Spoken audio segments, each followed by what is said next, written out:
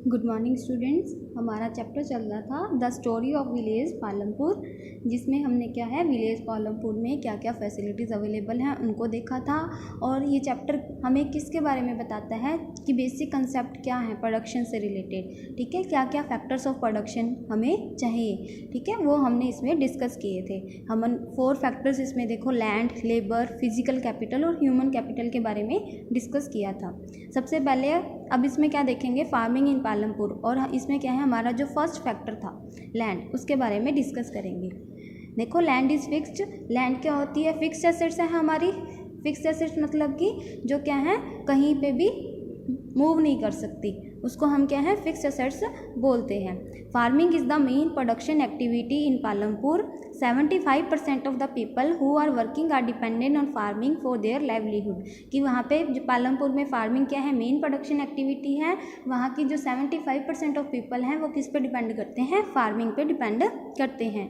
They could be farmers और farm labourers, कि वो क्या है किसान भी हो सकते हैं या खेतों में काम करने वाले मजदूर भी हो सकते हैं। The well being of these people is closely related to production on the farms, कि इन लोगों की जो वेल बींग है वो किस पे डिपेंड करती है? जो फार्म में खेतों में प्रोडक्शन एक्टिविटीज़ होती हैं उन पे डिपेंड होती है। But remember that there is a basic constant in raising farm production.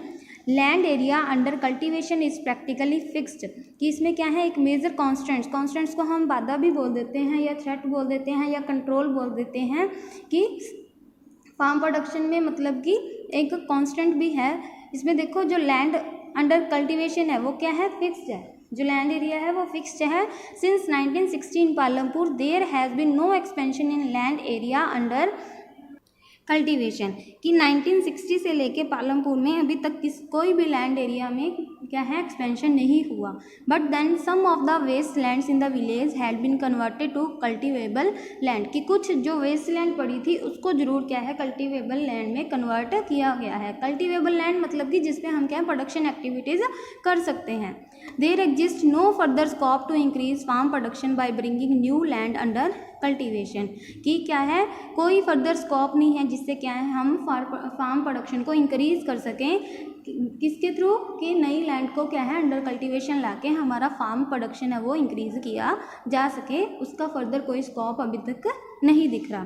The standard unit of measuring land is hectare, though in the villages you may find land area being discussed in local units such as Bigga, Guntha etc. जैसे हम क्या बोलते हैं land area को जब क्या है हम काउंट करते हैं तो हम बोलते हैं 1 बिग्गे ज़मीन, मरबे में ज़मीन, तो इसको बोलते हैं, ठीक है। वैसे मेजरिंग यूनिट उसकी क्या है? Hectare.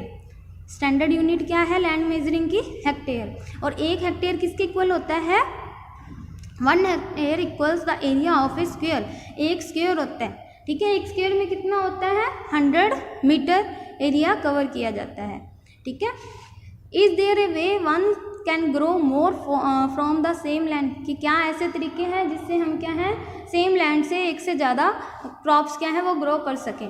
In the kind of crops grown and facilities available Palampur would resemble a village of the western part of the state of Uttar Pradesh, कि इस काइंड में मतलब कि जहाँ पे क्या है एक से ज़्यादा जो क्रॉप्स हैं उनको उगाया जा सके, या ये फैसिलिटी क्या है हम देख सकते हैं कहाँ पे? विलेज पालमपुर में। All land is cultivated in Palampur, no land is left idle, कि जो सारी लैंड अवेलेबल है उसको कल्टीवेट किया जाता है, कोई भी लैंड क्या है आइडल खाली नहीं पड़ी है। ड्यूरिंग द रेनी सीजन, जब बरसात का सीज़न होता है तब फार्मर्स क्या उगाते हैं? ज्वार एंड बाजरा। और ज्वार एंड बाजरा कौन सी फसलें हैं? खरीफ की फसलें, ठीक है। रेनी सीजन में क्या है खरीफ की क्रॉप्स को उगाया जाता है। खरीफ की फसलों को उगाने का सीज़न क्या होता है? जब हमारा मानसून की स्टार्टिंग होती है तब इनको क्या किया जाता है? उगाया जाता है, और आगे सितंबर अक्टूबर में इनको हार्वेस्ट यानी कि कट किया जाता है। These plants are used as cattle feed, और इन प्लांट्स का मतलब कि पशु के चारे के रूप में भी किया जाता है। It is followed by cultivation of potato between October and December, कि जो लैंड है अब उस पर रेनी सीजन में क्या खरीफ की फसलें उगाई जाती हैं, और क्या है बिटवीन अक्टूबर टू दिसंबर क्या है यहाँ पे पोटैटो की कल्टीवेशन की जाती है। इन द विंटर सीजन, कि जब विंटर सीजन होता है यानी कि जब रबी की क्रॉप्स कब हैं? उगाई जाती हैं। अक्टूबर से दिसंबर के बीच में इनको ग्रो किया जाता है और हार्वेस्ट कब किया जाता है? अप्रैल से जून के बीच में इनको हार्वेस्ट किया जाता है। जब विंटर सीजन होता है तब फिर इसमें रबी की फसलें, fields are sown with wheat, ठीक है, गेहूं के साथ।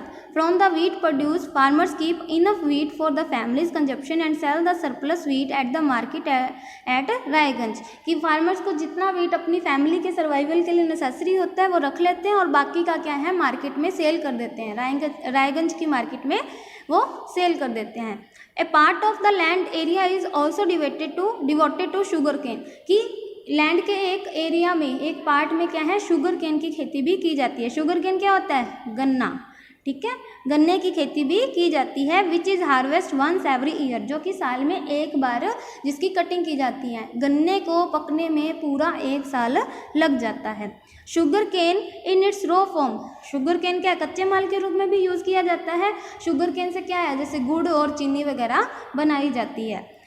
और as jaggery is sold to traders in Shahpur, मतलब कि ये एज ए रॉ मटेरियल क्या है, ट्रेडर्स को सेल किया जाता है शाहपुर में। The main reason why farmers are able to grow 3 different crops in a year in Palampur is due to the well developed system of irrigation, कि कैसे फार्मर्स क्या है एक ही सीजन में क्या है 3 से ज़्यादा फसलें उगा पाते हैं। इसका मेन रीज़न क्या है, वहाँ की इरीगेशन फैसिलिटी, कि सिंचाई की जो सुविधाएँ हैं वो अच्छी होने का मेन कारण है। Electricity came early to Palampur, its major impact was to transform the system of irrigation, कि इलेक्ट्रिसिटी बहुत जल्दी वहाँ पे क्या है अवेलेबल हो गई थी। इसका मतलब कि मेन इम्पैक्ट क्या पड़ा कि इरिगेशन फैसिलिटीज़ क्या है, सिस्टम क्या है, चेंज हो गया लोगों का। Persian wheels were till then used by farmers to draw water from the wells and irrigate small fields, कि पहले जो लोग हैं वो पर्शियन व्हील्स का यूज़ करते थे कुएं से पानी निकालने के लिए। बट जब क्या है इलेक्ट्रिसिटी, जब लोगों ने देखा कि इलेक्ट्रिक ट्यूबवेल्स हैं उससे कितना मतलब कि ईजीली और कितना मच अमाउंट में वाटर को वो क्या निकाल सकते हैं, तो लोगों ने क्या है इलेक्ट्रिसिटी का यूज़ करना शुरू किया। People so that the electric run tube wells could irrigate much larger areas of land more effectively, कि उन्होंने क्या देखा कि जो इलेक्ट्रिक रन ट्यूबवेल्स हैं वो क्या है बड़े एरिया को क्या कर सकते हैं, इफेक्टिवली इरीगेट कर सकते हैं। The first few tube wells were installed by the government, की स्टार्टिंग में मतलब कि कुछ ट्यूबवेल्स क्या हैं गवर्नमेंट ने वहाँ पे लगाए। Soon however farmers started setting up private tubewells, और फिर क्या है लोगों ने क्या है किसानों ने खुद के ट्यूबवेल्स सेटअप करवाने शुरू कर लिए। As a result by the mid 1970s the entire cultivated area of 200 hectare was irrigated, मतलब कि एज अ रिजल्ट जितना भी एरिया था वो क्या है अच्छे से इरीगेट होने लगा।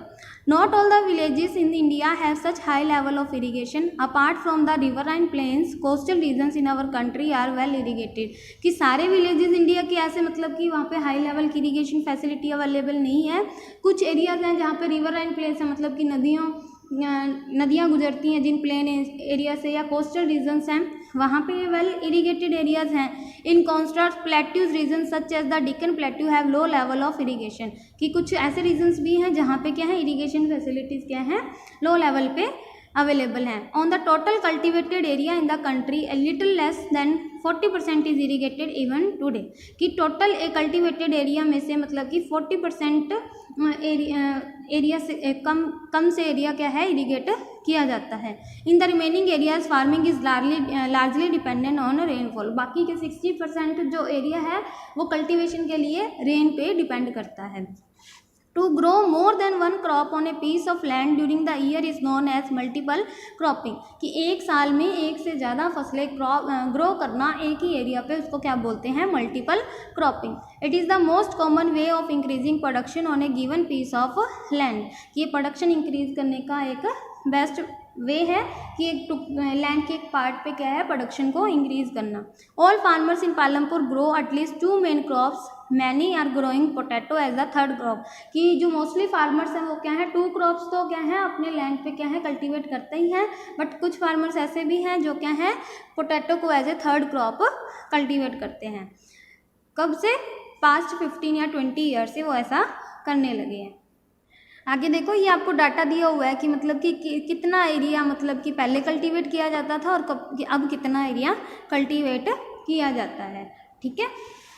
अब यहाँ जाओ, you have seen that one way of increasing production from the same land is by multiple cropping, the other way is use modern farming methods for higher yield, कि एक तो है कि हम क्या है, one way of increasing production increase करने का एक तरीका क्या है, मल्टीपल क्रॉपिंग सिस्टम है, और दूसरा क्या है, हम क्या है अपनी हायर यील्ड प्रोडक्टिविटी के लिए क्या करें, न्यू मेथड्स को अडॉप्ट कर रहे हैं। Yield is measured as crop produced on a given piece of land during a single season. अब यील्ड का क्या मतलब होता है, हायर यील्ड मतलब कि जितना एरिया हमें दिया हुआ है, ठीक है, उसमें हम कितना प्रोड्यूस कर सकते हैं उसको बोलेंगे yield. Yield is measured as crop produced on a given piece of land, कि जो हमें लैंड का टुकड़ा दिया गया है उस पे हम कितना प्रोड्यूस करते हैं एक सिंगल सीजन में, उसको बोलेंगे यील्ड। मतलब कि जितना भी हमें एक सिंगल सीजन में वहाँ से क्या है मिलेगा, अमाउंट प्रोडक्शन मिलेगा, उसको यील्ड बोलेंगे।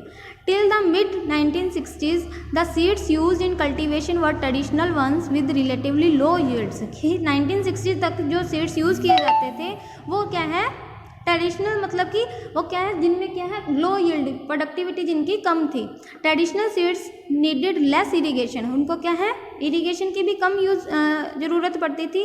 Farmers use cow dung and other natural manures as fertilisers, पहले लोग खाद के रूप में क्या है गोबर वगैरह का यूज़ करते थे। All these were readily available with the farmers who did not have to buy them। ये क्या है फार्मर्स को मतलब कि अपने आसपास के एटमॉस्फेयर से ही मिल जाता था, उनको ये चीज़ें परचेज करने की ज़रूरत नहीं पड़ती थी।